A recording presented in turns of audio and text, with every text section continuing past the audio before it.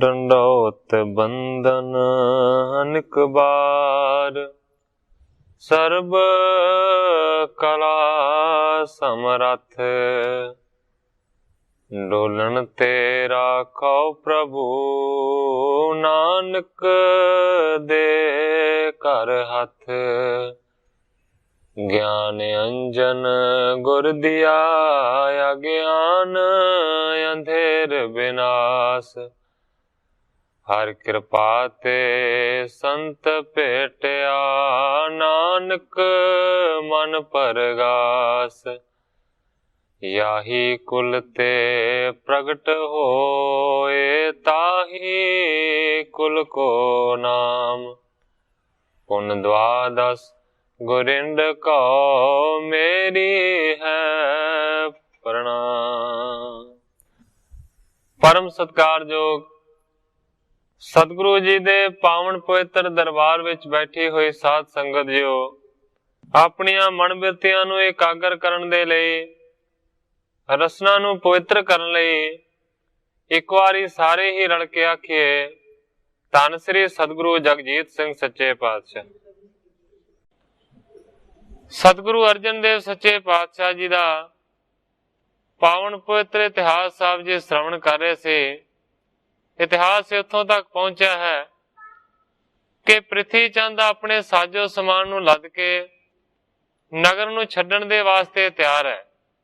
महादेव जी नूं इस गल दा पता लगा ते महादेव जी पृथ्वी चंद नूं समझाउण दे वास्ते कि वह फरियादी बन के दिल्ली ना जावे, उस दे घर दे वल तुर पे ने।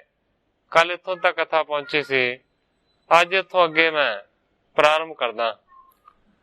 दस कदास जेह साथ गए, चल देखियो कर पृथ्वी को जाए। ग्रंथाकार भाई संतोख सिंह जी लिखते ने कि 10 दास महादेव जी दे उन्हां दे नाल गए ने ते पृथ्वी चंद दे घर दे लागे पहुंच गए। असवारी गन त्यारी होवत, सब वस्तु के भार बंधाए। जड़ियां असवारियां ने वो बहुत सारियां तैयार कीतियां जा रही सन और इस तो इलावा जड़ियां चीजां सन उन्हां दियां पंडा बन बन के रखा गया। सकल सकट में लादत सांबत, हेरत लोक खरे समुदाय। गड्डे दे विच सारियां चीजां नूं लद्या जा रहा सी। जेड़े पृथ्वी चंद दे दास सन वो सारे दे सारे साम साम के चीजां नूं रख रहे सन। वहर सदन ते कोथित अंतर, केतक पौर स्थिर दर साए। काफी सारे आदमी पृथ्वी चंद दे घर दे अंदर सन ते काफी सारे दरवाजे दे उत्ते खड़े होके देख रहे सन। मंद मंद कह आपस में नर, पृथ्वी महा उपद्रव मूल। हौली हौली एक दूजे दे नाल गल्लां कर रहे सन लोग कि जो पृथ्वी है ना, ये मानो के बहुत वड्डे उपद्रवां दा मूल है। तपत वशेष द्वेष को ठानत, अग अशेष ते डरे ना भूल। लोग आपस दे विच गल्लां करदे ने कि पृथ्वी बड़ा विशेष रूप दे विच तपदा है और बहुत वड्डा द्वेष करदा है, मानो के सारियां तो वड्डे पाप करन वाला है, पर कदे भी पाप तो भुल के ये डरदा नहीं। गादी पर बैठे गोरे अर्जन, तब को होत पायो प्रतिकूल। लोग एक दूजे नूं कहंदे ने कि जदों दे सतगुरु अर्जन देव सच्चे पातशाह जी गद्दी दे उत्ते बैठे ने, उदों दा मानो कि इन्हां दे ये विरुद्ध हो गया। हाथ नहीं कुछ प्राप्त होवत, जिस पर नहीं पे पित अनुकूल। कहंदे ने कि इस पृथ्वी चंद दे हथ पल्ले कुछ नहीं लगदा, क्योंकि इसने पिता दे अनुकूल गल नहीं कीती। इस करके मानो कि इहदे जिहड़े पिता रामदास सन ਉਹ ਇਹਦੇ ਤੋਂ ਵਿਰੁੱਧ ਹੋ ਗਏ ਔਰ ਉਹਨਾਂ ਨੇ ਗੁਰਿਆਈ ਛੋਟੇ ਨੂੰ ਦੇ ਦਿੱਤੀ। ਆਵੀ ਉਤਪਾਤ ਕਰਨ ਕੋ ਗਮਨਤ ਵੇਖ ਕੀ ਬਾਤ ਬਿਦਤ ਹੋਏ ਗਈ।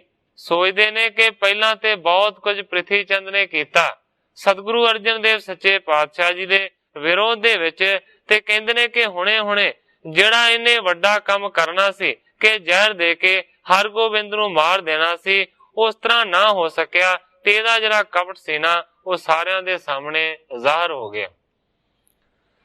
ਦੱਬਿਓ ਲਾਜ ਤੇ ਰਹਿ ਨਾ ਸਕੇ ਪੁਰ, ਨਿੰਦਾ ਨਰ ਨਾਰੀ ਸਭ ਕੋਏ। ਇੱਕ ਦੂਜੇ ਦੇ ਨਾਲ ਲੋਕ ਗੱਲਾਂ ਕਰਦੇ ਨੇ ਕਿ ਹੁਣ ਸ਼ਰਮਿੰਦਗੀ ਦਾ ਮਾਰਾ ਇਸ ਨਗਰੀ ਦੇ ਵਿੱਚ ਰਹਿ ਨਹੀਂ ਸਕਦਾ, ਇਸ ਕਰਕੇ ਨਗਰੀ ਨੂੰ ਛੱਡ ਕੇ ਜਾ ਰਿਹਾ ਹੈ। ਇਹ ਸੋਚਦਾ ਮੇਰੀ ਲੋਕ ਨਿੰਦਿਆ ਕਰਨਗੇ। ਸੁੰਦਰ ਸ੍ਰੀ ਹਰਿ ਗੋਬਿੰਦ ਬਾਲਕ, ਅਨਜਨੰਦ ਮੰਦਰ ਗੁਣ ਜੋਏ। ਸ੍ਰੀ ਹਰਗੋਬਿੰਦ ਜੀ ਬਾਲਕ ਬਹੁਤ ਸੁੰਦਰ ਨੇ, ਜਿਹੜੇ ਕਿ ਇਸ ਦੇ ਹੀ ਛੋਟੇ ਭਰਾ ਸ੍ਰੀ ਅਰਜਨ ਜੀ ਦੇ ਪੁੱਤਰ ਨੇ, ਔਰ ਇਹ ਜੋ ਹਰਗੋਬਿੰਦ ਜੀ ਨੇ ਇਹ ਮਾਨੋ ਕੇ ਗੁਣਾ ਦਾ ਇੱਕ ਘਰ ਨੇ। ਤਿਸ ਹੱਥ ਬੇਕੋ ਚਾਹਤ ਨਿਤ ਪ੍ਰਤ, ਮਤ ਹੱਥ ਭਈ ਦੁਖਤ ਪਿਖ ਸੋਏ। ਕਹਿੰਦੇ ਨੇ ਲੋਕ ਇੱਕ ਦੂਜੇ ਨੂੰ ਕਿ ਐਸੇ ਹਰਗੋਬਿੰਦ ਨੂੰ ਮਾਰਨ ਦਾ ਚਾਰਾ ਹਮੇਸ਼ਾ ਪ੍ਰਿਥੀ ਚੰਦ ਕਰਦਾ ਰਹਿੰਦਾ ਹੈ, ਮਾਨੋ ਕਿ ਇਸ ਪ੍ਰਿਥੀ ਦੀ ਮੱਤ ਮਾਰੀ ਗਈ ਹੈ, ਦੇਖ ਨਹੀਂ ਸਕਦਾ, ਜਦੋਂ ਵੀ ਵੇਖਦਾ ਹੈ ਤੇ ਬਹੁਤ ਹੀ ਜ਼ਿਆਦਾ ਦੁੱਖ ਦੇ ਨਾਲ ਸੜਦਾ ਹੈ। ਪ੍ਰਥਮ ਤਾਏ ਪੁਨ ਪੰਨਗ ਛੋਰਾ, ਅਬ ਕੋ ਕਰਮ ਇਮਕੀਨ ਮਹਾਨ। ਪਹਿਲਾਂ ਸ੍ਰੀ ਹਰਗੋਬਿੰਦ ਨੂੰ ਮਾਰਨ ਦੇ ਵਾਸਤੇ ਇੱਕ ਦਾਈ ਨੂੰ ਘੱਲਿਆ ਗਿਆ, ਉਸ ਤੋਂ ਬਾਅਦ ਮਾਰਨ ਦੇ ਵਾਸਤੇ ਸੱਪ ਛੱਡਿਆ ਗਿਆ, ਔਰ ਇਸ ਤੋਂ ਵੱਡਾ ਇਸ ਵੇਲੇ ਇਹਨੇ ਵੱਡਾ ਕੁਕਰਮ ਕੀਤਾ ਹੈ ਕਿ ਪੰਡਤ ਨੂੰ ਆਖ ਕੇ ਜ਼ਹਿਰ ਦਵਾਉਣ ਦੀ ਕੋਸ਼ਿਸ਼ ਕੀਤੀ। ਗੁਰ ਸੁਤ ਕੇ ਸਹਾਏ ਪਰਮੇਸ਼ਰ, ਦਿਪਤ ਜੋਤ ਮੁਖ ਮੰਡਲ ਜਾਣ। ਲੋਕ ਇੱਕ ਦੂਜੇ ਦੇ ਨਾਲ ਗੱਲਾਂ ਕਰਦੇ ਨੇ ਕਿ ਗੁਰੂ ਦਾ ਜਿਹੜਾ ਸਪੁੱਤਰ ਸ੍ਰੀ ਹਰਗੋਬਿੰਦ ਹੈ ਉਹਦੀ ਮਾਨੋ ਕਿ ਹਮੇਸ਼ਾ ਪਰਮੇਸ਼ਰ ਸਹਾਇਤਾ ਕਰਦੇ ਨੇ। ਦਿਪਤ ਜੋਤ ਮੁਖ ਮੰਡਲ ਜਾਣ, ਮਾਨੋ ਕਿ ਜੋਤ ਉਹਨਾਂ ਦੇ ਮੱਥੇ ਦੇ ਉੱਤੇ ਬਹੁਤ ਜ਼ਿਆਦਾ ਪ੍ਰਕਾਸ਼ਮਾਨ ਹੈ। ਬ੍ਰਾਹਮਣ ਆਪਣੇ ਕੀਤੇ ਦਾ ਫਲ ਪਾਇਆ, ਲੋਕੀ ਪ੍ਰਿਥੀ ਦੀ ਨਿੰਦਾ ਕਰਨ ਲੱਗੇ। ਬਾਲ ਘਾਤੀ ਅਤੇ ਕੁਲ ਘਾਤੀ ਕਹਿ ਕੇ ਦੋਸ਼ ਕਈ ਉਹਦੇ ਸਿਰ ਧਰਨ ਲੱਗੇ। ਵਿੱਚ ਸੰਗਤਾਂ ਨਿੰਦਿਆ ਹੋਣ ਲੱਗੀ, ਵਿੱਚ ਸੰਗਤਾਂ ਨਿੰਦਿਆ ਹੋਣ ਲੱਗੀ। ਉਹਦੇ ਦਰਸ਼ਨੋਂ ਵੀ ਸਿੱਖ ਡਰਨ ਲੱਗੇ। ਭਾਈ ਗੁਰਦਾਸ ਜੈਸੇ ਕਰਤਾਰ ਸਿੰਘਾ, ਮੀਣਾ ਦੁਸ਼ਟ ਪਾਪੀ ਸੀ ਉਚਰਨ ਲੱਗੇ। ਕਰਤਾਰ ਸਿੰਘ ਜੀ ਕਲਾਸ ਵਾਲੀ ਲਿਖਦੇ ਨੇ ਕਿ ਲੋਕੀ ਬਹੁਤ ਜ਼ਿਆਦਾ ਨਿੰਦਿਆ ਕਰਨ ਲੱਗੇ ਨੇ, ਇੱਥੋਂ ਤੱਕ ਕਿ ਭਾਈ ਗੁਰਦਾਸ ਜੀ ਵਰਗਿਆਂ ਨੇ ਉਸ ਨੂੰ ਮੀਣਾ ਦੁਸ਼ਟ ਪਾਪੀ ਆਖਿਆ। ਇਸ ਤਰੀਕੇ ਦੇ ਨਾਲ ਲੋਕੀ ਗੱਲਾਂ ਕਰਦੇ ਨੇ। ਇਤਿਆਦਿਕ ਸਭ ਕਰਤ ਬਾਰਤਾ, ਆਦਿਕ ਪੀਰ ਤੇ ਹੀ ਤਹ ਆਣ। ਗ੍ਰੰਥਾਕਾਰ ਭਾਈ ਸੰਤੋਖ ਸਿੰਘ ਜੀ ਲਿਖਦੇ ਨੇ ਇਸ ਤਰ੍ਹਾਂ ਦੀਆਂ ਲੋਕ ਆਪਸ ਦੇ ਵਿੱਚ ਗੱਲਾਂ ਕਰ ਰਹੇ ਸਨ, ਇਸ ਕਰਕੇ ਪ੍ਰਿਥੀ ਚੰਦ ਦੇ ਘਰ ਦੇ ਬਾਹਰ ਬਹੁਤ ਜ਼ਿਆਦਾ ਵੱਡੀ ਲੋਕਾਂ ਦੀ ਭੀੜ ਜੁੜੀ ਹੋਈ ਸੀ। ਮਹਾਦੇਵ ਕਰ ਮਾਹਿ ਪ੍ਰਵੇਸ਼ੋ, ਮਹਾ ਉਪਦਰਵ ਚਾਹਤ ਹਾਨ। ਇੰਨੇ ਚਿਰ ਨੂੰ ਮਹਾਦੇਵ ਜੀ ਪ੍ਰਿਥੀ ਚੰਦ ਦੇ ਘਰ ਦੇ ਵਿੱਚ ਪ੍ਰਵੇਸ਼ ਕਰ ਗਏ ਨੇ, ਜਿਹੜੇ ਮਹਾਦੇਵ ਜੀ ਚਾਹੁੰਦੇ ਨੇ ਕਿ ਮਾਨੋ ਕਿਸੇ ਨਾ ਕਿਸੇ ਤਰੀਕੇ ਦੇ ਨਾਲ ਇਹ ਜਿਹੜਾ ਵੱਡਾ ਉਪਦਰਵ ਹੈ ਨਾ ਉਹ ਖਤਮ ਹੋ ਜਾਏ। ਪ੍ਰਾਤ ਵਿਸਾਲ ਪਿਖਿਓ ਕਰ ਬੰਧਨ, ਭਾਰਿਓ ਕ੍ਰੋਧ ਸੋਰਿਦਾ ਤਪੰਤ। ਮਹਾਦੇਵ ਜੀ ਨੇ ਆਪਣੇ ਵੱਡੇ ਭਰਾ ਨੂੰ ਦੇਖਿਆ ਤੇ ਫਿਰ ਹੱਥ ਜੋੜ ਕੇ ਮਹਾਦੇਵ ਜੀ ਨੇ ਪ੍ਰਿਥੀ ਚੰਦ ਦੇ ਚਰਨਾਂ ਦੇ ਉੱਤੇ ਨਮਸਕਾਰ ਕੀਤੀ ਹੈ। ਪਰ ਦੂਸਰੇ ਪਾਸੇ ਭਰਿਓ ਕ੍ਰੋਧ ਸੋ ਹਿਰਦਾ ਤਪੰਤ। ਮਹਾਦੇਵ ਮਾਨੋ ਕਿ ਕ੍ਰੋਧ ਦੇ ਨਾਲ, ਗੁੱਸੇ ਦੇ ਨਾਲ ਭਰਿਆ ਹੋਇਆ ਸੀ। ਉਹਦਾ ਹਿਰਦਾ ਬਹੁਤ ਹੀ ਜ਼ਿਆਦਾ ਤਪ ਰਿਹਾ ਸੀ। ਰਕਤ ਨੇਤਰ ਕੁਛ ਆਂਸੂ ਚਲਕਤ, ਜਿਸ ਕੋ ਮਨ ਸਮ ਬਿਹੰਗ ਉਡੰਤ। ਕਵੀ ਜੀ ਲਿਖਦੇ ਨੇ ਕਿ ਪ੍ਰਿਥੀ ਚੰਦ ਦੀਆਂ ਗੁੱਸੇ ਦੇ ਨਾਲ ਲਾਲ ਅੱਖਾਂ ਸਨ। ਉਹਨਾਂ ਅੱਖਾਂ ਦੇ ਵਿੱਚ ਥੋੜੇ ਥੋੜੇ ਅਥਰੂ ਜਿਹੜੇ ਨੇ ਉਹ ਝਲਕ ਰਹੇ ਸਨ ਤੇ ਮਨ ਉਸ ਪ੍ਰਿਥੀ ਚੰਦ ਦਾ ਇਸ ਤਰ੍ਹਾਂ ਇੱਧਰ ਉੱਧਰ ਉੱਡ ਰਿਹਾ ਸੀ ਜਿਵੇਂ ਕੋਈ ਉੱਡਣ ਵਾਲਾ ਪੰਛੀ ਉੱਡਦਾ ਹੋਵੇ। ਅਨਕ ਖੋਟ ਸੰਕਲਪ ਉਠਾਵਤ, ਚਹ ਸਬਨ ਕੋ ਪ੍ਰਾਣ ਨਿਹੰਤ। ਅਨੇਕਾਂ ਖੋਟਾਂ ਦੀ ਵਿਚਾਰ ਕਰ ਰਿਹਾ ਸੀ। ਅਨੇਕਾਂ ਤਰ੍ਹਾਂ ਦੇ ਪ੍ਰਿਥੀ ਚੰਦ ਦੇ ਮਨ ਦੇ ਵਿੱਚ ਸੰਕਲਪ ਪੈਦਾ ਹੋ ਰਹੇ ਸਨ। ਮਾਨੋ ਕਿ ਉਹ ਚਾਹੁੰਦਾ ਸੀ ਕਿ ਮੈਂ ਸਾਰਿਆਂ ਨੂੰ ਮਾਰਦਾ, ਇੰਨਾ ਉਸ ਨੂੰ ਗੁੱਸਾ ਚੜਿਆ ਹੋਇਆ ਸੀ। ਕਹਿ ਦਾਸਨ ਤਿਆਰੀ ਕਰਵਾਵਤ, ਵਿਪਤਾ ਪਰੀ ਉਜਰ ਗਮਨੰਤ। ਪ੍ਰਿਥੀ ਚੰਦ ਆਪਣੇ ਦਾਸ ਤੇ ਦਾਸੀਆਂ ਨੂੰ ਕਹਿ ਕਹਿ ਕੇ ਉੱਥੋਂ ਜਾਣ ਦੀ ਸਾਰੀ ਤਿਆਰੀ ਕਰਵਾ ਰਿਹਾ ਸੀ। ਵੱਡੀ ਵਿਪਤਾ ਦੇ ਵਿੱਚ ਪਿਆ ਹੋਇਆ ਤੇ ਮਾਨੋ ਕਿ ਆਪਣੇ ਘਰ-ਬਾਰ ਨੂੰ ਛੱਡ ਕੇ ਹੁਣ ਉੱਜੜਨ ਦੇ ਵਾਸਤੇ ਜਾ ਰਿਹਾ ਹੈ। ਮਹਾਦੇਵ ਮਨ ਮਹਾ ਕ੍ਰੋਧ ਪਿਖ, ਹਾਥ ਜੋਰ ਕਹਿ ਬਿਨ ਸਮਾਨ। ਮਹਾਦੇਵ ਜੀ ਨੇ ਦੇਖਿਆ ਪ੍ਰਿਥੀ ਚੰਦ ਦੇ ਵੱਲ ਕਿ ਜਿਹੜਾ ਬਹੁਤ ਹੀ ਜ਼ਿਆਦਾ ਗੁੱਸੇ ਦੇ ਵਿੱਚ ਹੈ, ਬੜਾ ਕ੍ਰੋਧ ਦੇ ਨਾਲ ਭਰਿਆ ਹੋਇਆ। ਉਸ ਵੇਲੇ ਮਹਾਦੇਵ ਜੀ ਨੇ ਹੱਥ ਜੋੜ ਕੇ ਉਸ ਦੇ ਅੱਗੇ ਬੇਨਤੀ ਕਰਨੀ ਸ਼ੁਰੂ ਕੀਤੀ। ਕਹਿੰਦੇ ਨੇ ਕਿਤ ਕੋ ਤਿਆਰੀ ਆਪ ਕਰਾਵਤ, ਸਣ ਪਰਿਵਾਰ ਜਾਹੋ ਕਿਸ ਥਾਨ। ਮਹਾਦੇਵ ਜੀ ਕਹਿੰਦੇ ਨੇ ਹੇ ਭਰਾਤਾ ਸ਼੍ਰੀ, ਕਿੱਥੇ ਜਾਣ ਦੀ ਤਿਆਰੀ ਤੁਸੀਂ ਕਰਵਾ ਰਹੇ ਹੋ ਔਰ ਸਮੇਤ ਪਰਿਵਾਰ ਦੇ ਤੁਸੀਂ ਕਿੱਥੇ ਜਾ ਰਹੇ ਹੋ। ਕਰ ਕੀ ਵਸਤ ਸਮਸਤ ਬੰਧਾਵੋ, ਮਨੋ ਪੁਰੀ ਕਬ ਪਿਖੋ ਨਯਾਨ। ਮਹਾਦੇਵ ਜੀ ਕਹਿੰਦੇ ਨੇ ਕਿ ਤੁਸੀਂ ਤੇ ਇਸ ਤਰੀਕੇ ਦੇ ਨਾਲ ਆਪਣੀਆਂ ਸਾਰੀਆਂ ਘਰ ਦੀਆਂ ਚੀਜ਼ਾਂ ਨੂੰ ਬੰਨ ਕੇ ਤਿਆਰ ਕੀਤਾ ਹੈ ਔਰ ਗੱਡੇ ਤੇ ਲੱਦਿਆ ਹੈ ਕਿ ਜਿਵੇਂ ਕਦੇ ਫਿਰ ਇਸ ਪੁਰੀ ਦੇ ਵਿੱਚ ਵਾਪਸ ਹੀ ਨਹੀਂ ਆਉਣਾ। ਇਹ ਭਰਾਤਾ ਸ਼੍ਰੀ, ਤੁਸੀਂ ਕਿੱਥੇ ਜਾ ਰਹੇ ਹੋ। ਕਾਰਨ ਕੌਣ ਪਾਉਣ ਕੋ ਤਿਆਗੋ, ਪਾਉਣ ਕਿਸੀ ਕੋ ਇਹ ਠਾਮਾਨ। ਮਹਾਦੇਵ ਜੀ ਕਹਿੰਦੇ ਨੇ ਕਿ ਕੀ ਕਾਰਨ ਹੈ ਕਿ ਤੁਸੀਂ ਆਪਣੇ ਘਰ ਨੂੰ, ਆਪਣੇ ਪਿੰਡ ਨੂੰ ਛੱਡ ਕੇ ਕਿਧਰੇ ਜਾ ਰਹੇ ਹੋ। ਕਹਿੰਦਾ ਪਾਉਣਾ ਕਿਸੇ ਕੋ ਹੇਠਾਂ ਮਾਣ। हे ਭਰਾਤਾ ਸ਼੍ਰੀ, ਤੁਹਾਨੂੰ ਇਸ ਜਗ੍ਹਾ ਦੇ ਉੱਤੇ ਕੋਈ ਵੀ ਖਤਰਾ ਨਹੀਂ ਹੈ, ਕੋਈ ਵੀ ਡਰ ਨਹੀਂ ਹੈ, ਤੇ ਤੁਸੀਂ ਕਿਉਂ ਜਾ ਰਹੇ। ਕਹਿ ਪ੍ਰਿਥਿਆ ਦਿੱਲੀ ਪੁਰ ਗਮਨੋ, ਜਹਾਂਗੀਰ ਕੇ ਪਹੁੰਚੋ ਪਾਸ। ਮਹਾਦੇਵ ਜੀ ਨੇ ਸਵਾਲ ਕੀਤੇ ਨੇ ਤੇ ਪ੍ਰਿਥੀ ਚੰਦ ਨੇ ਅੱਗੋਂ ਜਵਾਬ ਦਿੱਤਾ ਹੈ। ਕਹਿੰਦਾ ਹੈ ਕਿ ਮੈਂ ਦਿੱਲੀ ਸ਼ਹਿਰ ਦੇ ਵਿੱਚ ਜਾ ਰਿਹਾ ਹਾਂ, ਉੱਥੇ ਪਹੁੰਚ ਕੇ ਮੈਂ ਬਾਦਸ਼ਾਹ ਜਹਾਂਗੀਰ ਨੂੰ ਮਿਲਾਂਗਾ। ਕਰ ਪੁਕਾਰ ਮੈਂ ਅਖਲ ਸੁਨਾਵੋ, ਪਠੋ ਤੁਰਕ ਗਾਣੇ ਨੋ ਆਵਾਸ। ਮਹਾਦੇਵ ਨੂੰ ਆਖਿਆ ਪ੍ਰਿਥੀ ਨੇ, ਕਹਿੰਦਾ ਹੈ ਕਿ ਉੱਥੇ ਜਾ ਕੇ ਬਾਦਸ਼ਾਹ ਦੇ ਅੱਗੇ ਮੈਂ ਫਰਿਆਦ ਕਰਾਂਗਾ, ਸਾਰੀ ਆਪਣੀ ਵਾਰਤਾ ਸੁਣਾਵਾਂਗਾ ਤੇ ਇਹਨਾਂ ਦੇ ਘਰ ਭਾਵ ਕਿ ਅਰਜਨ ਦੇ ਘਰ ਦੇ ਵਿੱਚ ਮੈਂ ਤੁਰਕਾਂ ਨੂੰ, ਮੁਸਲਮਾਨਾਂ ਦੀ ਫੌਜ ਨੂੰ ਚੜਾ ਕੇ ਘੱਲਾਂਗਾ। ਸੁਤ ਬਨਤਾ ਜੁਤ ਅਰਜਨ ਕੋ ਤਬ, ਪਕੜ ਲੇਂਗੇ ਦੇ ਦੁਖ ਰਾਸ। ਕਹਿੰਦਾ ਕਿ ਫਿਰ ਅਰਜਨ ਨੂੰ ਇਸ ਦੇ ਪੁੱਤਰ ਤੇ ਘਰਵਾਲੀ ਦੇ ਸਮੇਤ ਮੁਸਲਮਾਨ ਫੜ ਲੈਣਗੇ ਤੇ ਫਿਰ ਮੰਨੋ ਕਿ ਬਹੁਤ ਜ਼ਿਆਦਾ ਵੱਡੇ ਇਹਨਾਂ ਨੂੰ ਦੁੱਖ ਦਿੱਤੇ ਜਾਣਗੇ।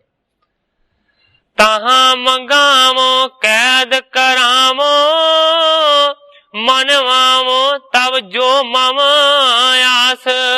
ਕਹਿੰਦਾ ਕਿ ਉੱਥੇ ਤੁਰਕਾਂ ਦੇ ਹੱਥੋਂ ਫੜਾ ਕੇ ਮੰਗਵਾਵਾਂਗਾ, ਇਸ ਤਰੀਕੇ ਦੇ ਨਾਲ ਇਹਨਾਂ ਨੂੰ ਕੈਦ ਕਰਾਵਾਂਗਾ ਔਰ ਫਿਰ ਜਿਹੜੀ ਮੇਰੇ ਮਨ ਦੀ ਆਸਾ ਹੈ ਨਾ, ਉਹ ਮੈਂ ਇਹਨਾਂ ਤੋਂ ਮਨਵਾਵਾਂਗਾ।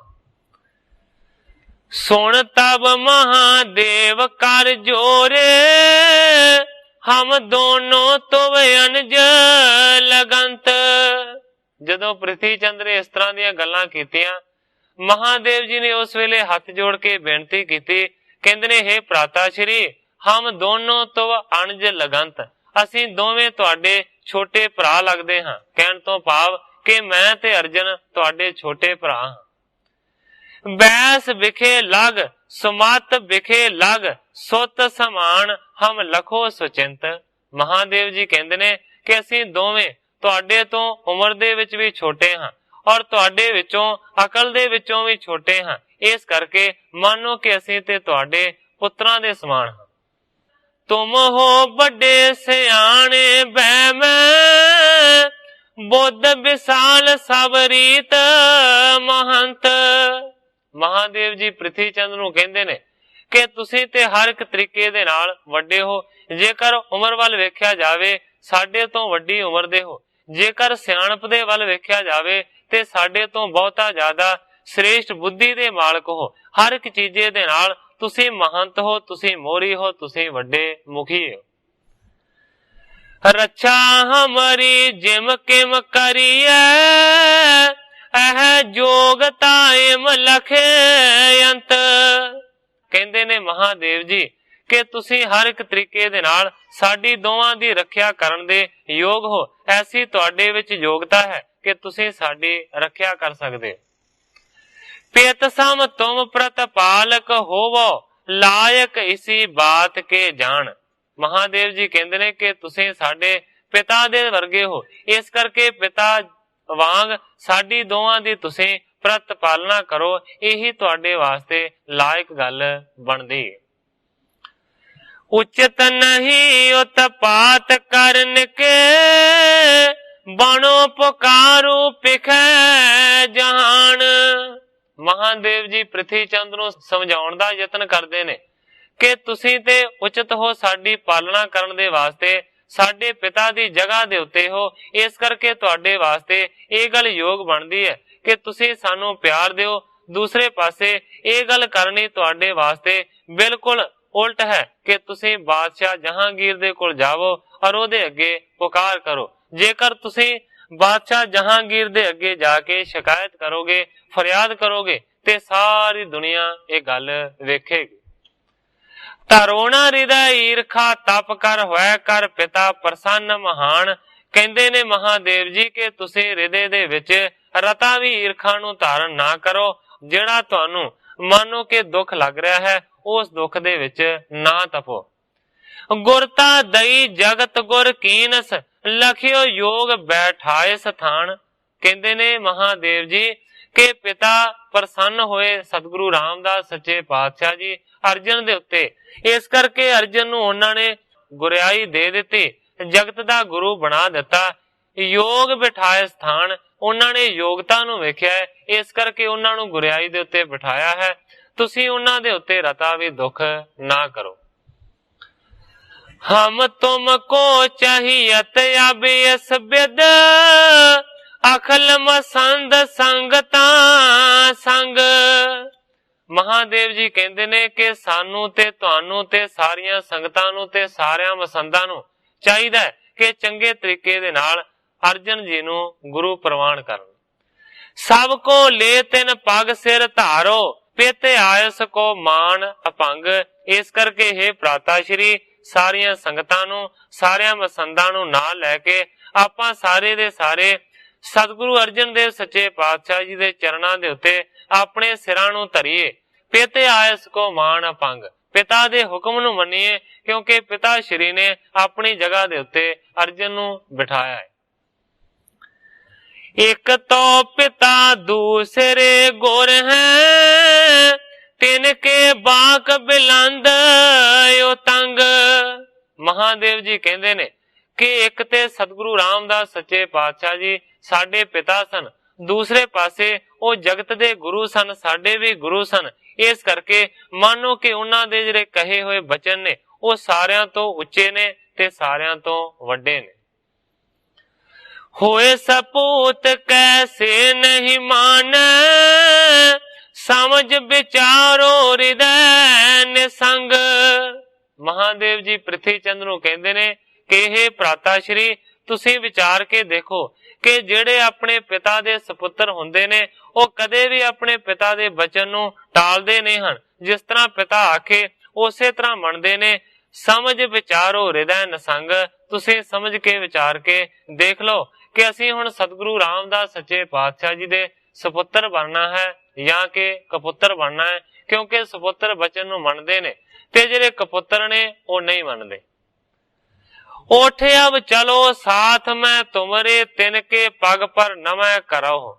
ਮਹਾਦੇਵ ਜੀ ਕਹਿੰਦੇ ਨੇ ਭਰਾਤਾ ਸ਼੍ਰੀ ਉਠੋ, ਗੁੱਸੇ ਨੂੰ ਛੱਡ ਦਿਓ, ਮੈਂ ਤੁਹਾਡੇ ਨਾਲ ਚੱਲਦਾ ਹਾਂ ਤੇ ਆਪਾਂ ਦੋਵੇਂ ਜਣੇ ਜਾ ਕੇ ਸਤਿਗੁਰੂ ਅਰਜਨ ਦੇਵ ਸੱਚੇ ਪਾਤਸ਼ਾਹ ਜੀ ਦੇ ਚਰਨਾਂ ਦੇ ਉੱਤੇ ਨਮਸਕਾਰ ਕਰਦੇ ਹਾਂ। ਨਾਹਿ ਤਾਂ ਸਭ ਜਗ ਹਾਸੀ ਕਰ ਹੈ, ਅਪ ਜਸ ਸਿੱਖ ਸੰਗਤ ਤੇ ਲੇਹੋ।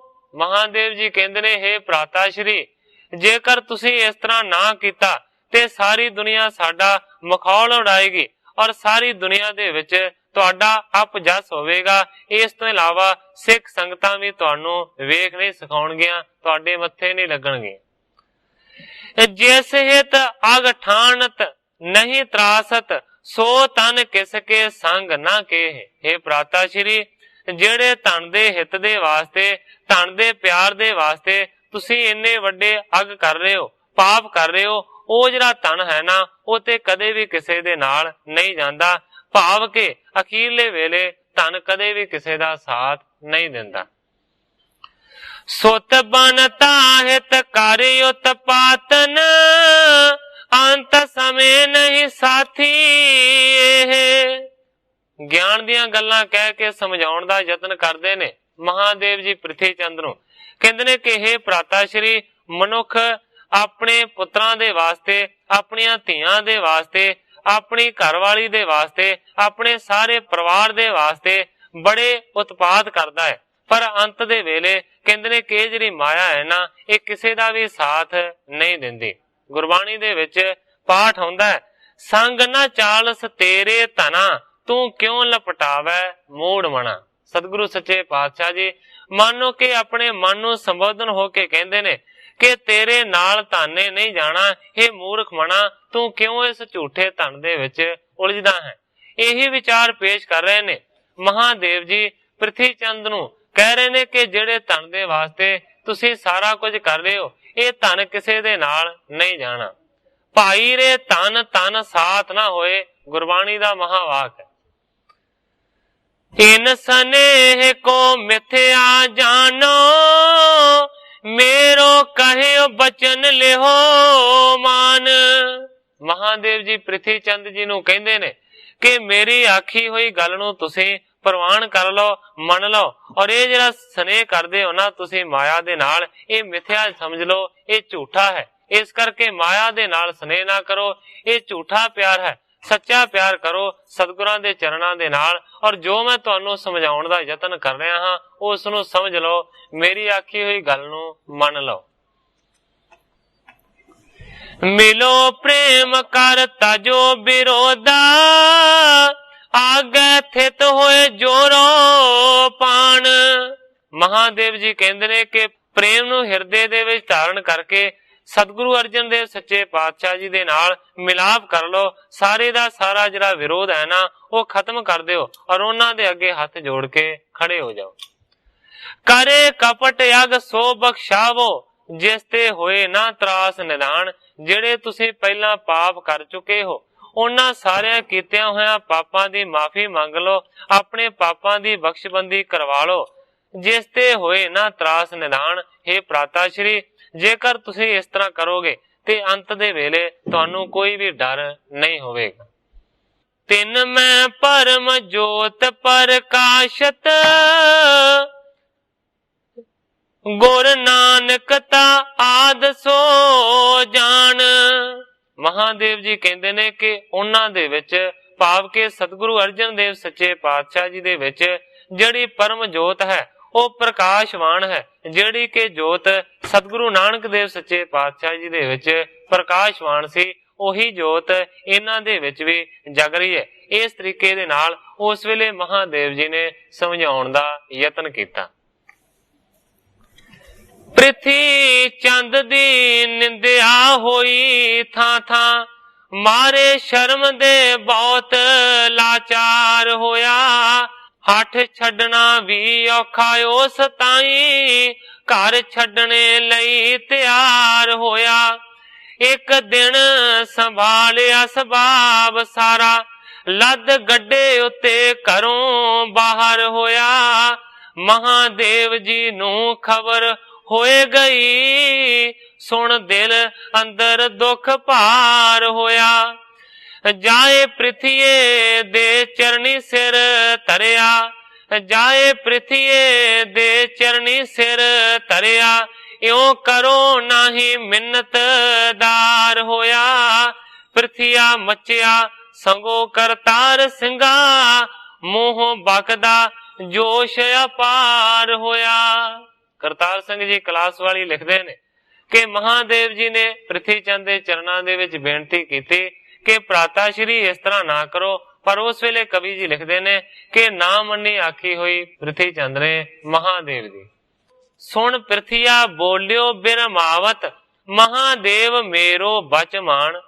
ਮਹਾਦੇਵ ਜੀ ਨੇ ਆਖਿਆ ਕਿ ਭਰਾਤਾ ਸ਼੍ਰੀ ਇਸ ਤਰ੍ਹਾਂ ਨਾ ਕਰੋ, ਜਾ ਕੇ ਬਖਸ਼ਬੰਦੀ ਕਰਵਾ ਲਓ। ਪਰ ਦੂਸਰੇ ਪਾਸੇ ਪ੍ਰਿਥੀਆ ਕਹਿੰਦਾ ਹੈ ਮਹਾਦੇਵ ਨੂੰ ਭਰਮਾਉਣ ਦੇ ਵਾਸਤੇ, ਕਹਿੰਦਾ ਹੇ ਮਹਾਦੇਵ, ਮੈਂ ਜਿਹੜੀ ਤੈਨੂੰ ਗੱਲ ਕਹਿ ਰਿਹਾ ਹਾਂ ਨਾ, ਮੇਰੀ ਗੱਲ ਨੂੰ ਤੂੰ ਮੰਨ। ਚਲੋ ਸੰਗ ਮਮ ਦਿੱਲੀਪੁਰ ਮੈਂ, ਤੁਝ ਕੋ ਗੁਰੂ ਬਣਾਏ ਮਹਾਨ। ਉਲਟਾ ਪ੍ਰਿਥੀ ਚੰਦ ਮਹਾਦੇਵ ਨੂੰ ਕਹਿੰਦਾ ਹੈ ਕਿ ਤੂੰ ਮੈਨੂੰ ਆਪਣੀ ਗੱਲ ਨਾ ਸੁਣਾ, ਜਿਹੜੀ ਮੈਂ ਤੈਨੂੰ ਗੱਲ ਕਹਿ ਰਿਹਾ ਹਾਂ ਤੂੰ ਉਹ ਸੁਣ। ਕਹਿੰਦਾ ਕਿ ਤੂੰ ਮੇਰੇ ਨਾਲ ਮਿਲ ਕੇ ਦਿੱਲੀ ਚੱਲ, ਜੇਕਰ ਤੂੰ ਮੇਰੇ ਨਾਲ ਮਿਲ ਕੇ ਦਿੱਲੀ ਜਾਵੇਂਗਾ ਤੇ ਮਹਾਦੇਵ ਨੂੰ ਪ੍ਰਿਥਿਆ ਕਹਿੰਦਾ ਕਿ ਮੈਂ ਤੈਨੂੰ ਗੁਰੂ ਬਣਾ ਦਿਆਂਗਾ। ਸਭ ਕੋਈ ਪੂਜੈ ਤੁਵ ਚਰਨਨ, ਅਨਗਨ ਧਨ ਅਰਪੇਂਗੇ ਗਣ ਹੀ ਆਣ। ਪ੍ਰਿਥੀ ਚੰਦ ਕਹਿੰਦਾ ਹੈ ਕਿ ਜੇਕਰ ਤੂੰ ਮੇਰੇ ਨਾਲ ਮਿਲਾਪ ਕਰੇਗਾ ਮੈਂ ਤੈਨੂੰ ਗੁਰੂ ਬਣਾ ਦਿਆਂਗਾ, ਤੇ ਜਦੋਂ ਤੂੰ ਗੁਰੂ ਬਣ ਜਾਵੇਂਗਾ ਫਿਰ ਲੋਕੀ ਤੇਰੇ ਚਰਨਾਂ ਦੀ ਪੂਜਾ ਕਰਿਆ ਕਰਨਗੇ, ਬਹੁਤ ਸਾਰੇ ਲੋਕ ਤੇਰੇ ਚਰਨਾਂ ਦੇ ਵਿੱਚ ਧਨ ਅਰਪਣਗੇ। ਹਮ ਦੋਨੋਂ ਭਰਾਤਾ ਸੁਖ ਪਾਵੇਂ, ਵਹ ਏਕਕ ਕੀ ਹੋਵੇ ਹਾਨ।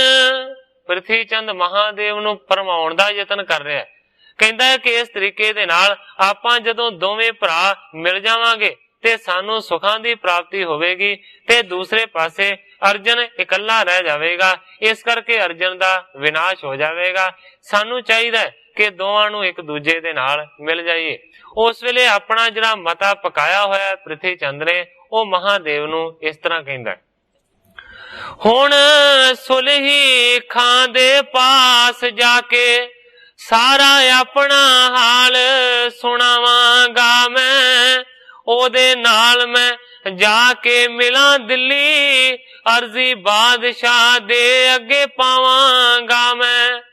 ਸੁਲਹੀ ਖਾਂ ਤੇ ਉਸ ਦੇ ਦੋਸਤਾਂ ਦੀ ਇਮਦਾਦ ਲੈ ਕੰਮ ਬਣਾਵਾਂਗਾ ਮੈਂ।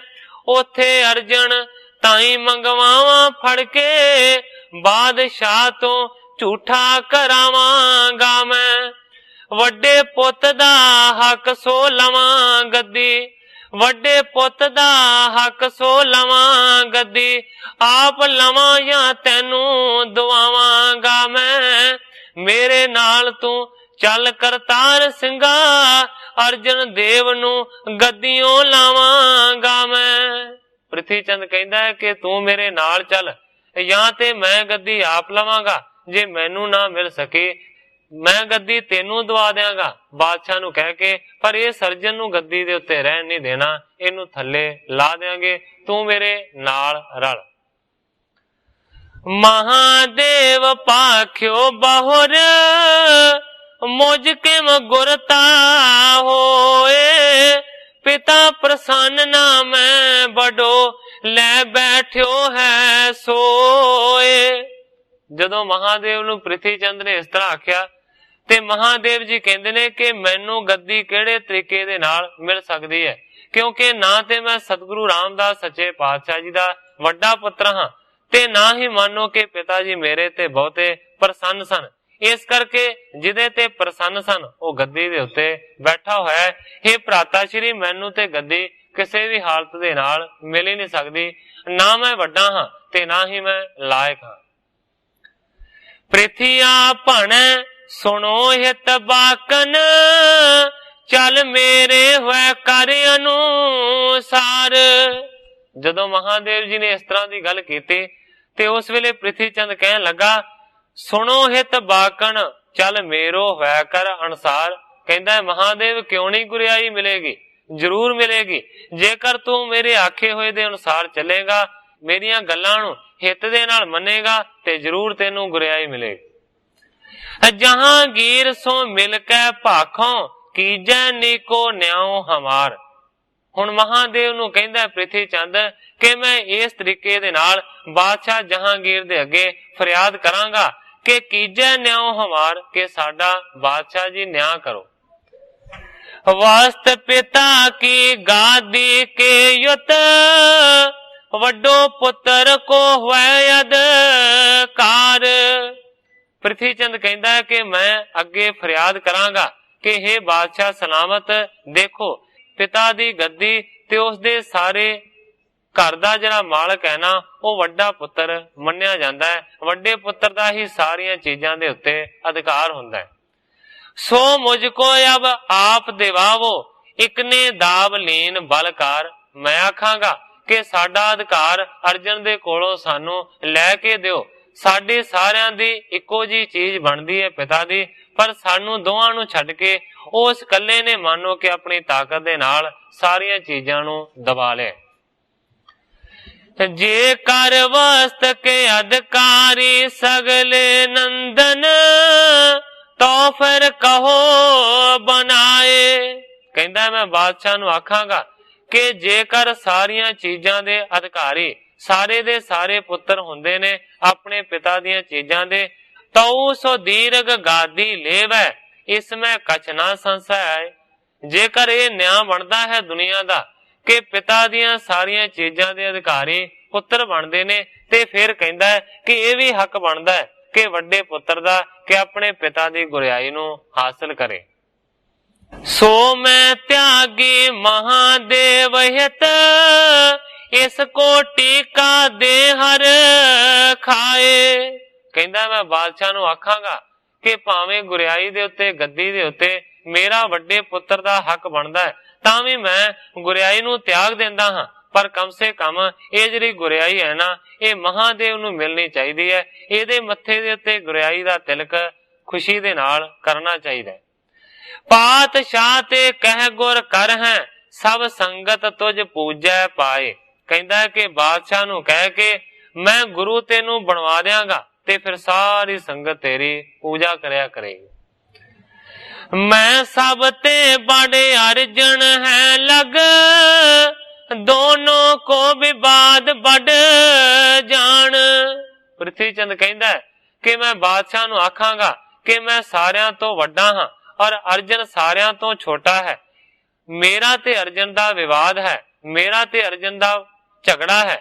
ਨਹੀਂ ਦੋਨੋਂ ਕੋ ਗਾਦੀ ਪਾਵੈ, ਜਾਂ ਤੇ ਮਧਿਅਮ ਕਰੋ ਮਹਾਨ। ਕਹਿੰਦਾ ਕਿ ਮੈਂ ਬਾਦਸ਼ਾਹ ਨੂੰ ਆਖਾਂਗਾ ਕਿ ਅਰਜਨ ਛੋਟਾ ਗੁਰੂ ਬਣਿਆ ਹੋਇਆ, ਮੈਂ ਵੱਡਾ ਪੁੱਤਰ ਹਾਂ, ਗੁਰਿਆਈ ਤੇ ਮੇਰਾ ਅਧਿਕਾਰ ਹੈ। ਮੇਰਾ ਤੇ ਛੋਟੇ ਅਰਜਨ ਦਾ ਝਗੜਾ ਚੱਲ ਰਿਹਾ ਹੈ। ਇਸ ਕਰਕੇ ਬਾਦਸ਼ਾਹ ਸਲਾਮਤ, ਨਿਆਂ ਦੀ ਗੱਲ ਇਹ ਬਣਦੀ ਹੈ ਕਿ ਮੈਨੂੰ ਵੀ ਗੁਰਿਆਈ ਨਾ ਦਿਓ ਤੇ ਛੋਟੇ ਨੂੰ ਵੀ ਗੁਰਿਆਈ ਨਾ ਦਿਓ। ਸਾਡਾ ਜਿਹੜਾ ਵਿਚਕਾਰਲਾ ਭਰਾ ਹੈ ਨਾ ਮਹਾਦੇਵ, ਇਹਨੂੰ ਗੁਰਿਆਈ ਦੇ ਦਿਓ, ਕਿਉਂਕਿ ਇਹ ਦੋਵਾਂ ਤੋਂ ਅਲੱਗ ਹੈ। ਮੇਰਾ ਤੇ ਛੋਟੇ ਦਾ ਝਗੜਾ ਚੱਲ ਰਿਹਾ, ਪਰ ਕਮ ਸੇ ਕਮ ਇਹ ਤੇ ਸਾਡੇ ਤੋਂ ਅਲੱਗ ਹੈ, ਇਹਦਾ ਤੇ ਕਿਸੇ ਦੇ ਨਾਲ ਕੋਈ ਝਗੜਾ ਨਹੀਂ ਹੈ। ਇਸ ਕਰਕੇ ਮੱਧਮ ਨੂੰ ਭਾਵ ਕੇ ਵਿਚਕਾਰਲੇ ਪੁੱਤਰ ਨੂੰ ਗੱਦੀ ਦੇ ਕੇ ਉੱਚਾ ਕਰੋ। ਮਹਾਦੇਵ ਹੈ ਮਹਾਦੇਵ ਸਮ, ਭੋਰਾ ਮਨ ਨਹੀਂ ਛਲ ਨਹੀਂ ਮਾਨ। ਮਹਾਦੇਵ ਨੂੰ ਪ੍ਰਿਥੀ ਚੰਦ ਕਹਿੰਦਾ ਕਿ ਮੈਂ ਬਾਦਸ਼ਾਹ ਨੂੰ ਆਖਾਂਗਾ ਕਿ ਇਹ ਜਿਹੜਾ ਮਹਾਦੇਵ ਹੈ, ਇਹ ਤੇ ਮਾਨੋ ਕਿ ਮਹਾਦੇਵ ਵਰਗਾ ਭੋਲਾ ਹੈ। ਜੋ ਪ੍ਰਿਥੀ ਚੰਦ ਦਾ ਛੋਟਾ ਭਰਾ ਹੈ ਉਹਦਾ ਨਾਂ ਹੈ ਮਹਾਦੇਵ, ਤੇ ਦੂਸਰੇ ਪਾਸੇ ਇਤਿਹਾਸਾਂ ਦੇ ਵਿੱਚ ਸ਼ਿਵ ਜੀ ਨੂੰ ਵੀ ਮਹਾਦੇਵ ਆਖਿਆ ਗਿਆ।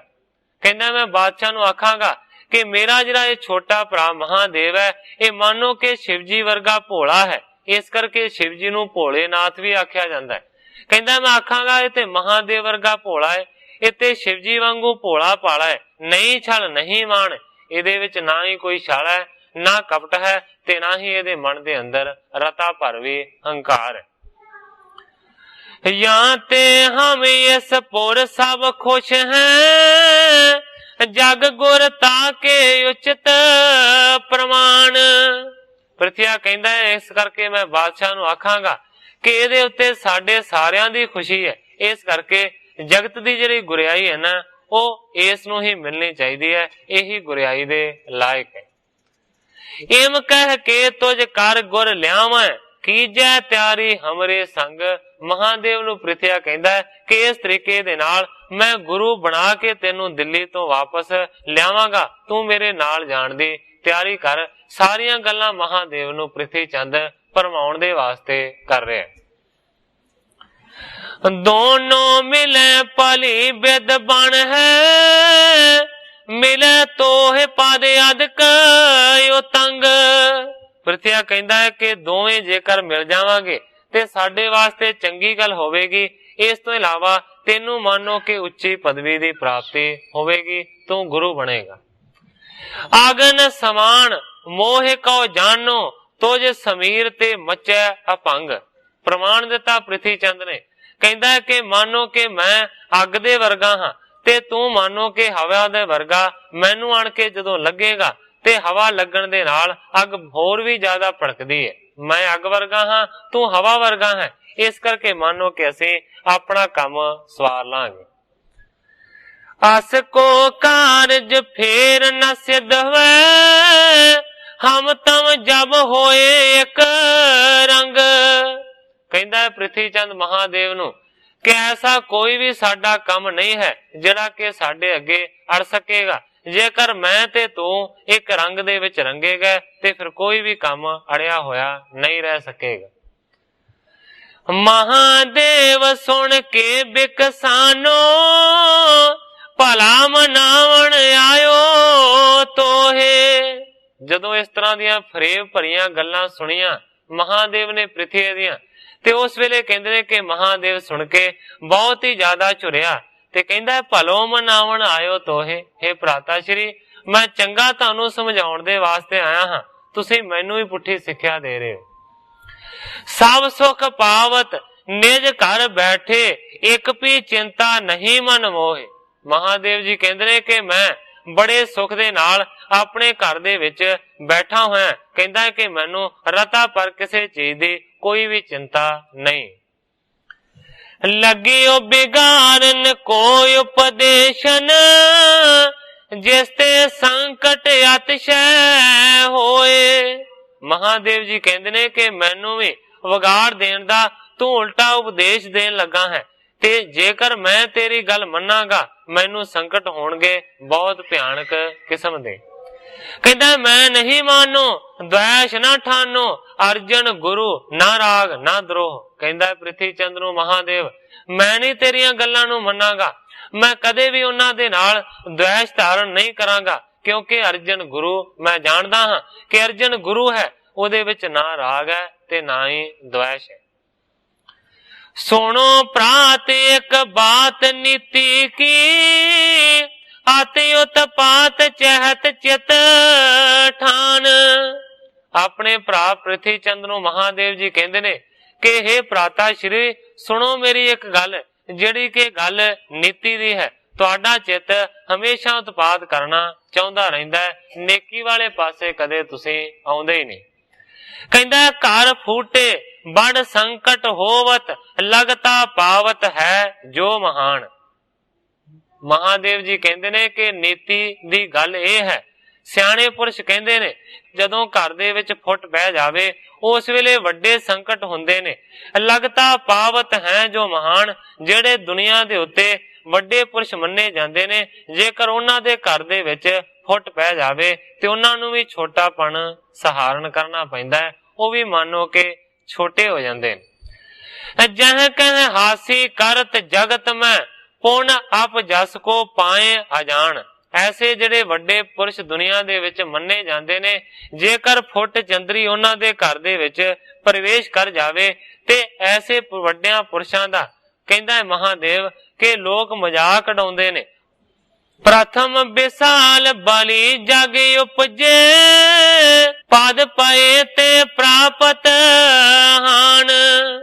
ਮਹਾਦੇਵ ਜੀ ਕਹਿੰਦੇ ਨੇ ਕਿ ਪਹਿਲਾਂ ਦੁਨੀਆ ਦੇ ਵਿੱਚ ਬਹੁਤ ਵੱਡੇ ਵੱਡੇ ਬਲੀ ਤਾਕਤ ਵਾਲੇ ਪੁਰਸ਼ ਪੈਦਾ ਹੋ ਚੁੱਕੇ ਨੇ, ਜਿਹਦੇ ਵੀ ਇਤਿਹਾਸ ਨੂੰ ਦੇਖਿਆ ਜਾਵੇ, ਜੇਕਰ ਉਹਨਾਂ ਦੇ ਘਰ ਦੇ ਵਿੱਚ ਫੁੱਟ ਪੈ ਗਈ ਤੇ ਉਹਨਾਂ ਦੀ ਹਾਨੀ ਹੋ ਗਈ, ਉਹਨਾਂ ਦਾ ਵਿਨਾਸ਼ ਹੋ ਗਿਆ। ਮਿਲਨ ਵਿਖੇ ਗੁਣ ਅਨਕ ਭਾਂਤ ਕੇ, ਫੂਟਣ ਵਿਖੇ ਸੋ ਅਵਗਣ ਬ੍ਰਿੰਦ। ਕਹਿੰਦਾ ਹੈ ਕਿ ਮਿਲਣ ਦੇ ਵਿੱਚ ਬਹੁਤੇ ਸਾਰੇ ਗੁਣ ਨੇ ਤੇ ਵਿਛੜਨ ਦੇ ਵਿੱਚ ਫੁੱਟ ਪੈਣ ਦੇ ਨਾਲ ਬਹੁਤ ਵੱਡੇ ਵੱਡੇ ਅਵਗਣ। ਕਰੋ ਖੁਸ਼ਾਮਦ ਤੁਰ ਕਣ ਕੇਰੀ, ਦੇਹ ਦਰਬ ਰਿਸ਼ਵਤੀ ਬਿਲੰਦ। ਮਹਾਦੇਵ ਜੀ ਕਹਿੰਦੇ ਨੇ ਪ੍ਰਿਥੀ ਚੰਦ ਨੂੰ ਕਿ ਤੁਸੀਂ ਤੁਰਕਾਂ ਦੀ, ਮੁਸਲਮਾਨਾਂ ਦੀ ਖੁਸ਼ਾਮਦ ਕਰਦੇ ਹੋ, ਉਹਨਾਂ ਦੀ ਚਮਚਾਗਿਰੀ ਕਰਦੇ ਹੋ ਔਰ ਉਹਨਾਂ ਨੂੰ ਬਹੁਤਾ ਸਾਰਾ ਧਨ ਰਿਸ਼ਵਤ ਦੇ ਰੂਪ ਦੇ ਵਿੱਚ ਅਰਪਣ ਕਰਦੇ ਹੋ। ਭਰਾਤ ਪਰਸ ਪਰ ਜਹ ਜਹ ਬਿਗਰੇ, ਤਹ ਤਹ ਅਪਦਾ ਪਰੀ ਦੁਖੰਤ। ਜਿੱਥੇ ਕਦੇ ਵੀ ਕੋਈ ਭਰਾ ਆਪਸ ਦੇ ਵਿੱਚ ਵਿਗੜੇ ਨੇ, ਉੱਥੇ ਉੱਥੇ ਮੰਨੋ ਕਿ ਸਾਰਿਆਂ ਨੂੰ ਦੁੱਖਾਂ ਦਾ ਸਾਹਮਣਾ ਕਰਨਾ ਪੈਂਦਾ ਹੈ, ਕਦੇ ਵੀ ਸੁੱਖ ਦੀ ਪ੍ਰਾਪਤੀ ਨਹੀਂ ਹੁੰਦੀ। बेदत बात तुम जानो क्यों नहीं, क्षमा कर नहीं सब सुख कंद। ਮਹਾਦੇਵ ਜੀ ਕਹਿੰਦੇ ਨੇ ਕਿ हे ਪ੍ਰਾਤਾ ਸ਼੍ਰੀ, ਸਾਰੀ ਦੁਨੀਆ ਇਸ ਗੱਲ ਨੂੰ ਮੰਨਦੀ ਹੈ ਕਿ ਕਦੇ ਵੀ ਫੁੱਟ ਘਰ ਦੇ ਵਿੱਚ ਪੈਣੀ ਨਹੀਂ ਚਾਹੀਦੀ। ਇਹ ਦੁਨੀਆ ਦੇ ਉੱਤੇ ਮਸ਼ਹੂਰ ਗੱਲ ਹੈ ਕਿ ਜਦੋਂ ਵੀ ਕਿਸੇ ਦੇ ਘਰ ਦੇ ਵਿੱਚ ਫੁੱਟ ਪੈ ਜਾਂਦੀ ਹੈ, ਉਹਨਾਂ ਦਾ ਨਾਸ ਹੋ ਜਾਂਦਾ ਹੈ। ਇਸ ਕਰਕੇ हे ਪ੍ਰਾਤਾ ਸ਼੍ਰੀ, ਖਿਮਾ ਕਰਨ ਹੀ ਸਭ ਸੁਖ ਕੰਦ। ਖਿਮਾ ਕਰ ਦੇਣਾ, ਮਾਫ ਕਰ ਦੇਣਾ ਹੀ ਸਾਰਿਆਂ ਸੁਖਾਂ ਦਾ ਮੂਲ ਹੁੰਦਾ ਹੈ। ਬਿਗਰੇ ਬਾਲੀ ਭਰਾਤ ਸੁਗਰੀਵ, ਜੋ ਤਿਨ ਮੈਂ ਪਾਇਓ ਵੱਡੋ ਕੋ ਨਾਸ। ਹੁਣ ਮਹਾਦੇਵ ਜੀ ਨੇ ਇੱਕ ਪ੍ਰਮਾਣ ਦਿੱਤਾ ਹੈ ਕਿ ਵੇਖੋ, ਬਾਲੀ ਤੇ ਸੁਗਰੀਵ ਦੋਵੇਂ ਸਕੇ ਭਰਾ ਸਨ। ਜਦੋਂ ਇੱਕ ਦੂਜੇ ਦੇ ਨਾਲ ਉਹ ਵਿਗੜ ਗਏ ਤੇ ਫਿਰ ਉਹਨਾਂ ਦੇ ਵਿੱਚੋਂ ਵੱਡੇ ਬਾਲੀ ਦਾ ਨਾਸ ਹੋ ਗਿਆ। ਰਾਵਣ ਨਾਸ਼ ਭਵੀਖਣ ਕੀਨਸ, ਭੇਦ ਰਾਖਸ਼ਨ ਕਰਤ ਪ੍ਰਕਾਸ਼। ਇਸੇ ਹੀ ਤਰੀਕੇ ਦੇ ਨਾਲ ਕਹਿੰਦੇ ਨੇ ਮਹਾਦੇਵ ਜੀ ਕਿ ਰਾਵਣ ਦਾ ਵੀ ਨਾਸ ਤਾਂ ਹੋਇਆ ਕਿਉਂਕਿ ਰਾਵਣ ਦਾ ਭੇਦ ਦਿੱਤਾ ਉਸਦੇ ਭਰਾ ਭਵੀਖਣ ਨੇ। ਭਵੀਖਣ ਨੇ ਰਾਮਚੰਦਰ ਜੀ ਨੂੰ ਭੇਦ ਦਿੱਤਾ ਤੇ ਰਾਵਣ ਦੇ ਸਮੇਤ ਸਾਰੇ ਰਾਖਸ਼ਾਂ ਦਾ ਨਾਸ ਹੋ ਗਿਆ। ਕੌਰਵ ਪਾਂਡਵ ਹੱਠ ਕਰ ਨਿਸ਼ਠੁਰ, ਸੰਗਰ ਕਰ ਬਿਨ ਸੇ ਬਲ ਰਾਸ। ਇਸ ਤੋਂ ਇਲਾਵਾ ਮਹਾਦੇਵ ਜੀ ਕਹਿੰਦੇ ਨੇ ਕਿ ਕੌਰਵ ਵੀ ਬਹੁਤ ਵੱਡੇ ਪ੍ਰਤਾਪੀ ਸਨ, ਬੜੇ ਬਲੀ ਸਨ। ਦੂਸਰੇ ਪਾਸੇ ਪਾਂਡਵ ਵੀ ਬਹੁਤ ਵੱਡੇ ਤਾਕਤ ਵਾਲੇ ਸਨ, ਪਰ ਸਾਰੇ ਭਰਾ ਸਨ। ਪਰ ਜਦੋਂ ਉਹਨਾਂ ਦੇ ਘਰ ਦੇ ਵਿੱਚ ਫੁੱਟ ਪੈ ਗਈ, ਜਦੋਂ ਇੱਕ ਦੂਜੇ ਦੇ ਨਾਲ ਵਿਗੜ ਗਏ ਤੇ ਮਹਾਭਾਰਤ ਦਾ ਭਿਆਨਕ ਯੁੱਧ ਹੋਇਆ, ਜਿਹਦੇ ਵਿੱਚ ਮੰਨੋ ਕਿ ਬਹੁਤ ਸਾਰੀ ਹਾਨੀ ਸਾਰਿਆਂ ਨੂੰ ਉਠਾਉਣੀ ਪਈ। ਇਮ ਵੱਡਿਆਂ ਕੀ ਦਸ਼ਾ ਭਈ, ਜਬ ਅਲਪਣ ਕੀ ਗਿਣਤੀ ਕੋ ਕਿਆ।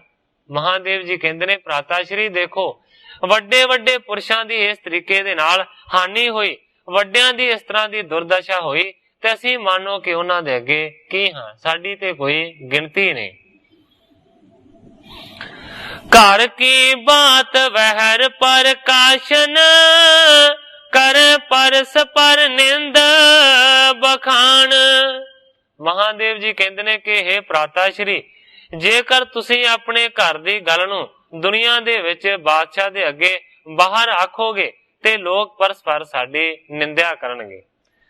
ਹੌਰੇ ਅਰ ਖੋਟੇ ਸਭ ਭਾਖੈ, ਨਿਕਸੈ ਗੌਰ ਬੜਾਈ ਮਾਣ। ਕਹਿੰਦਾ ਹੈ ਕਿ ਜੇਕਰ ਤੁਸੀਂ ਇਸ ਤਰ੍ਹਾਂ ਕਰੋਗੇ, ਬਾਦਸ਼ਾਹ ਦੇ ਅੱਗੇ ਜਾ ਕੇ ਫਰਿਆਦੀ ਬਣੋਗੇ, ਸਾਰੀ ਦੁਨੀਆ ਨੂੰ ਇਸ ਗੱਲ ਦਾ ਪਤਾ ਲੱਗੇਗਾ। ਉਸ ਵੇਲੇ ਕਹਿੰਦਾ ਹੈ ਕਿ ਸਾਰੀ ਦੁਨੀਆ ਸਾਨੂੰ ਖੋਟੇ ਤੇ ਹੌਲੇ ਆਖੇਗੀ।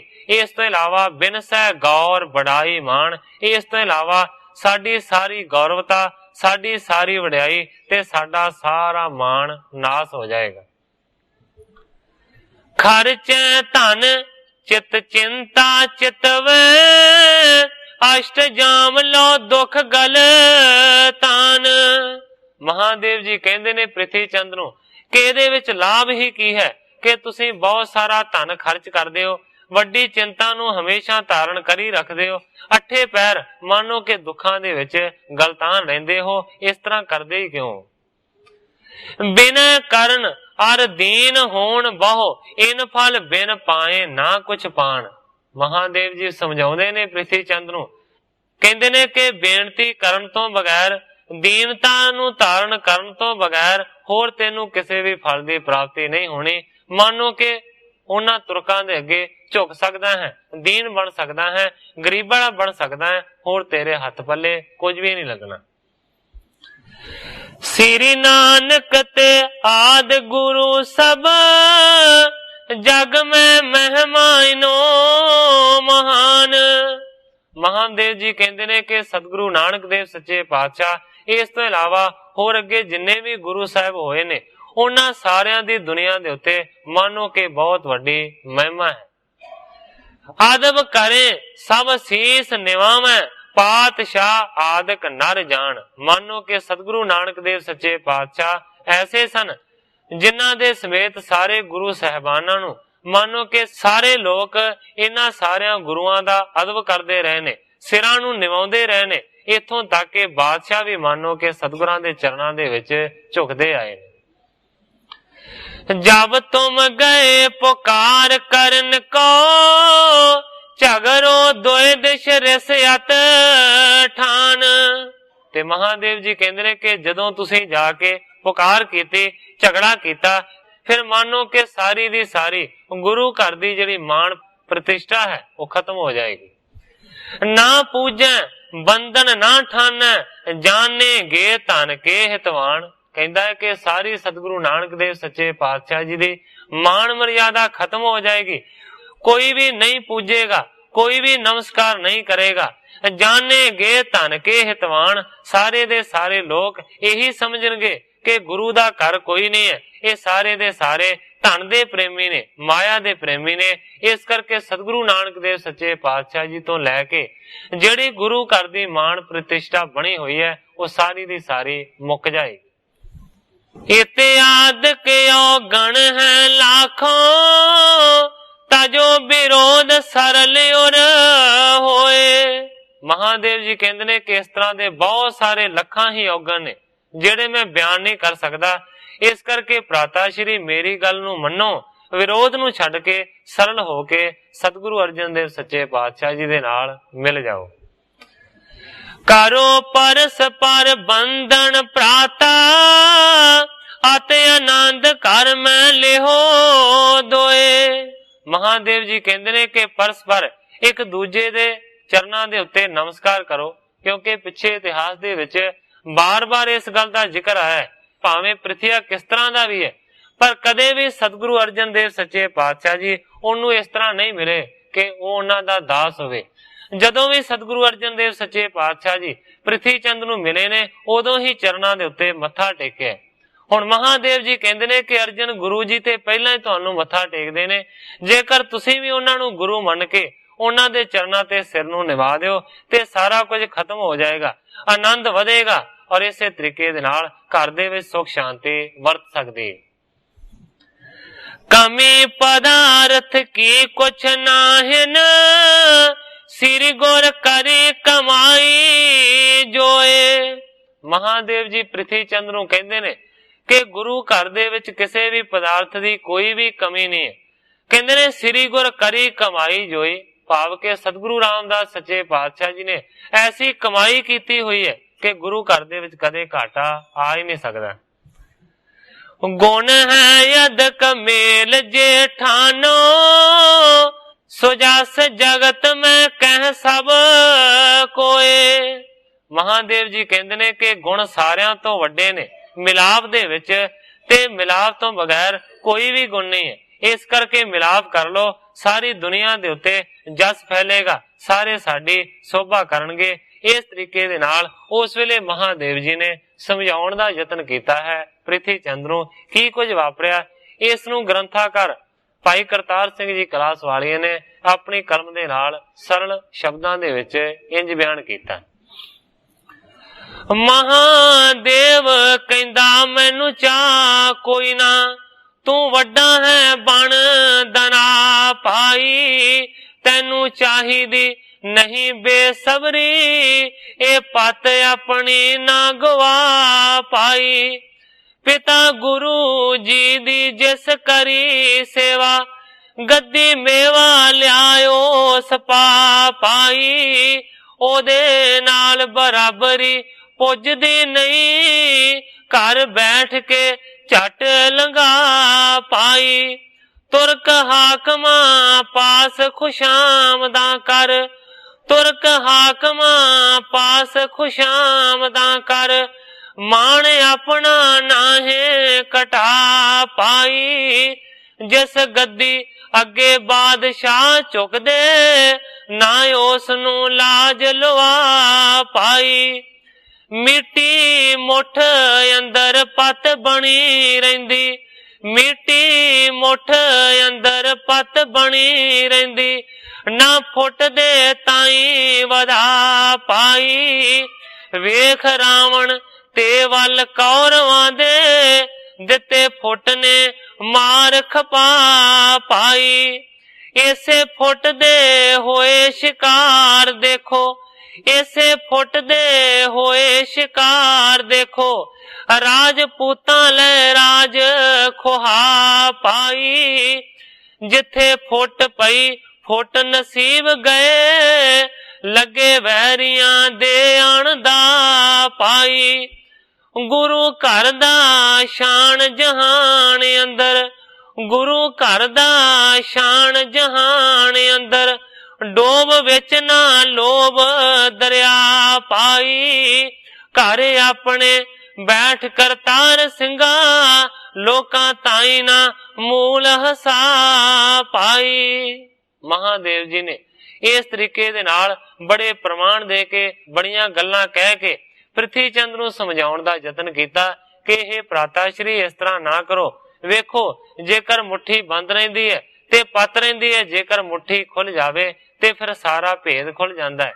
ਬਾਦਸ਼ਾਹ ਦੇ ਅੱਗੇ ਜਾ ਕੇ ਫਰਿਆਦੀ ਨਾ ਬਣੋ, ਇਸ ਤਰ੍ਹਾਂ ਕਰਨ ਦੇ ਨਾਲ ਗੁਰੂ ਘਰ ਦੀ ਸ਼ਾਨ ਖਤਮ ਹੋ ਜਾਏਗੀ। ਇਸ ਤਰੀਕੇ ਦੇ ਨਾਲ ਬਹੁਤ ਸਾਰੀਆਂ ਗੱਲਾਂ ਕਹਿ ਕੇ ਮਹਾਦੇਵ ਜੀ ਨੇ ਸਮਝਾਉਣ ਦਾ ਯਤਨ ਕੀਤਾ ਪ੍ਰਿਥੀ ਚੰਦ ਨੂੰ। ਮਹਾਦੇਵ ਮਹਾ ਮਹਾਤਮ, ਕੁਟਲ ਕੋ ਸਮਝਾਏ, ਚਿਕਨ ਬਾਸਨ ਬੂੰਦ ਜਿਮ ਛੁਈ ਨਾ ਮਨ ਕੁਛ ਲਿਆਏ।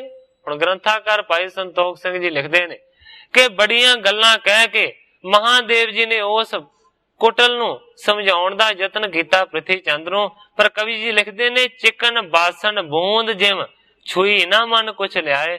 ਜਿਸ ਤਰ੍ਹਾਂ ਮੰਨੋ ਕਿ ਥਿੰਦੇ ਭਾਂਡੇ ਦੇ ਉੱਤੇ ਕਿੰਨੀਆਂ ਵੀ ਪਾਣੀ ਦੀਆਂ ਬੂੰਦਾਂ ਪਾ ਦਈਏ, ਪਰ ਪਾਣੀ ਦੀਆਂ ਬੂੰਦਾਂ ਗੋਲੀ ਬਣ ਕੇ ਥੱਲੇ ਰੜ ਜਾਂਦੀਆਂ ਨੇ। ਚਿਕਨੇ ਭਾਂਡੇ ਦੇ ਉੱਤੇ ਪਾਣੀ ਠਹਿਰ ਨਹੀਂ ਸਕਦਾ, ਪਾਣੀ ਦੀਆਂ ਬੂੰਦਾਂ ਰੁਕ ਨਹੀਂ ਸਕਦੀਆਂ। ਇਸੇ ਤਰੀਕੇ ਦੀ ਹਾਲਤ ਹੈ ਮੰਨੋ ਕਿ ਪ੍ਰਿਥੀ ਚੰਦ ਦੀ।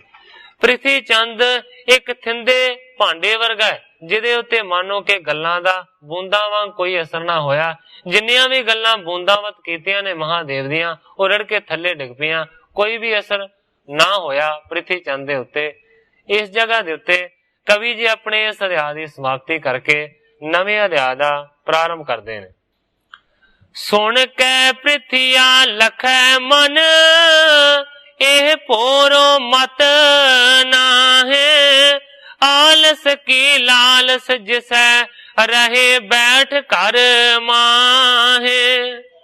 ਕਵੀ ਜੀ ਲਿਖਦੇ ਨੇ ਕਿ ਜਦੋਂ ਗੱਲਾਂ ਸੁਣੀਆਂ ਮਹਾਦੇਵ ਦੀਆਂ ਤੇ ਪ੍ਰਿਥੀ ਨੇ ਮਨ ਦੇ ਵਿੱਚ ਸਮਝਿਆ ਕਿ ਇਹ ਤੇ ਭੋਲਾ ਹੈ, ਇਹਦੇ ਵਿੱਚ ਰਤਾ ਭਰ ਵੀ ਅਕਲ ਨਹੀਂ ਹੈ, ਮਤ ਨਹੀਂ ਹੈ, ਇਹ ਤੇ ਆਲਸ ਨੂੰ ਧਾਰਨ ਕਰਦਾ ਹੈ, ਘਰ ਦੇ ਵਿੱਚ ਹੀ ਬੈਠਾ ਰਹਿੰਦਾ ਹੈ, ਕੋਈ ਕਦੇ ਇਸਨੇ ਉਦਮ ਕੀਤਾ ਹੀ ਨਹੀਂ। ਮਹਾਦੇਵ ਤੁਮ ਸੁਣੋ ਭਰਾਤ ਜੀ, ਜੇ ਅਬ ਉਦਮ ਕਰੋ ਨਾ ਹੈ। ਪ੍ਰਿਥੀ ਚੰਦ ਕਹਿੰਦਾ ਹੈ ਕਿ ਹੇ ਮਹਾਦੇਵ ਭਰਾ ਜੀ, ਜੇਕਰ ਤੁਸੀਂ ਹੁਣ ਉਦਮ ਨਾ ਕੀਤਾ ਤੇ ਹੱਥ ਪੱਲੇ ਸਾਡੇ ਦੋਵਾਂ ਦੇ ਕੁਝ ਨਹੀਂ ਲੱਗੇਗਾ। ਸ਼ਤਰੂ ਸਹੋਦਰ ਨੇ ਸਭ ਲੀਨਸ, ਹਮਰੋ ਬੰਸ ਕਹਾਂ ਤੇ ਖਾਏ।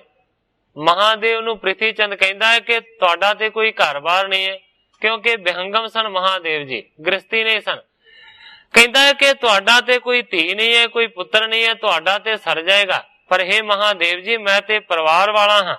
ये साडा जिहड़ा छोटा भरा अर्जन है, ये साडा सारियां तो वड्डा वैरी है।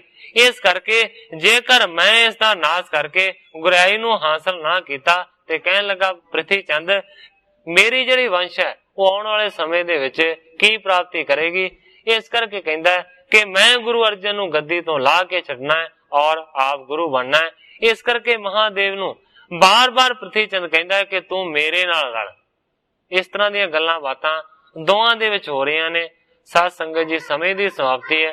ਕੱਲ ਨੂੰ ਗ੍ਰੰਥਾਕਾਰ ਜੀ ਜਿਸ ਤਰੀਕੇ ਦੇ ਨਾਲ ਇਸ ਅਗਲੀ ਕਥਾ ਨੂੰ ਅੱਗੇ ਬਿਆਨ ਕਰਨਗੇ ਮੈਂ ਉਸੇ ਤਰ੍ਹਾਂ ਸਾਧ ਸੰਗਤ ਦੇ ਸਨਮੁਖ ਅਰਜ ਕਰਾਂਗਾ। ਅੱਗੇ ਜੋ ਸਤਿਗੁਰੂ ਸੱਚੇ ਪਾਤਸ਼ਾਹ ਜੀ ਦੀ ਰਜ਼ਾ ਹੋਵੇਗੀ ਉਸੇ ਤਰ੍ਹਾਂ ਵਰਤੇਗੀ। ਅੱਜ ਇੰਨੀਆਂ ਹੀ ਅਰਜ਼ਾਂ ਕਰਦਾ ਹੋਇਆ ਮੈਂ ਇੱਥੇ ਹੀ ਕਥਾ ਨੂੰ ਵਿਸਰਾਮ ਦੇ ਕੇ ਸਾਰੀ ਸਾਧ ਸੰਗਤ ਤੋਂ ਖਿਮਾ ਦਾ ਜੱਜ ਕਰਾਂ।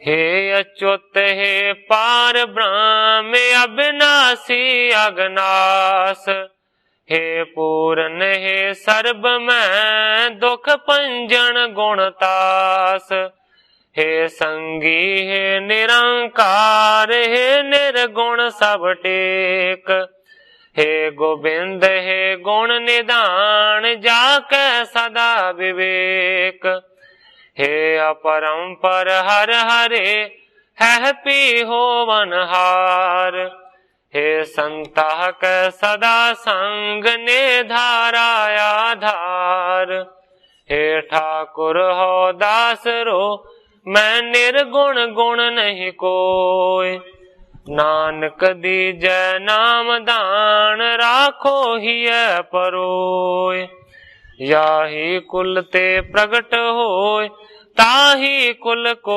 नाम, पुन द्वादश गुरिंड को मेरी है प्रणाम।